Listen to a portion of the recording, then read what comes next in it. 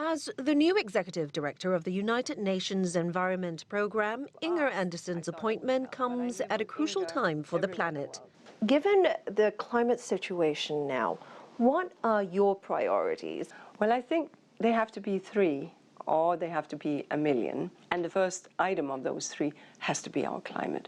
We must work on stabilizing climate conditions. A big part of that means trying to get the world to increase efforts to curb global warming, which the UN hopes to do during a major climate action summit this September. What we really want to see is a high level of ambition and commitment to action. This is a Secretary General who has said, look, it's 1 minute to midnight and we need action. Can I get all the member states to commit? And do we have leaders of the pack? And who's willing to stand up and lean in? But climate isn't the only crucial fight. With the UN estimating up to 1 million species at risk of extinction in the next decade, protecting the planet's biodiversity has become a race against time, and Andersen's second priority.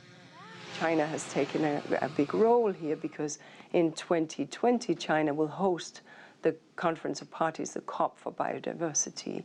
And here, that COP will be the Paris moment for biodiversity.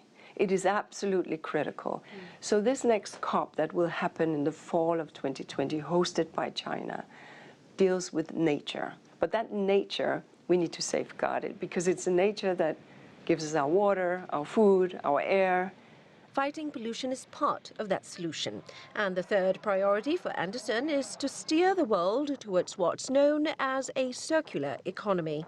We can no longer afford the extract, use, discard kind of economy. We need to think about everything that we produce. How can it go back into a circularity? That means, therefore, that our pollution has to be non-existent, and we simply circulate our waste back into productive use. That's the only way.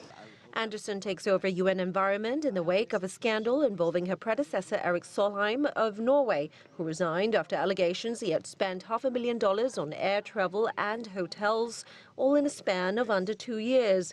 His conduct prompted several nations to withhold tens of millions of dollars in agency funding. Part of Andersen's task has been to undo that damage. What are your biggest challenges in trying to get UN Environment back on track and restore confidence among member states as well as your internal staff? We're saying, okay, thank you for this audit. Now, where can we build muscle? Where did we have weaknesses? And there's areas we need to strengthen were around fiduciary controls, travel policy, things of this nature. I'm very happy to say that all those that had withheld funding have all come back, and some of them with considerable increases. So that certainly should be a vote of confidence. And with staff, you know, UN staff are committed. Why? They're committed to the blue flag. Staff are here to do the job. And my job is to ensure that they can do that and to inspire them as best I can and to allow them to do what we have to do, because right now, that challenge that we have to face in terms of stabilizing the planet on which we live, in terms of its climate, in terms of its nature, that window is a 10-year window. And the clock is ticking. Liling, CGTN at the United Nations in New York.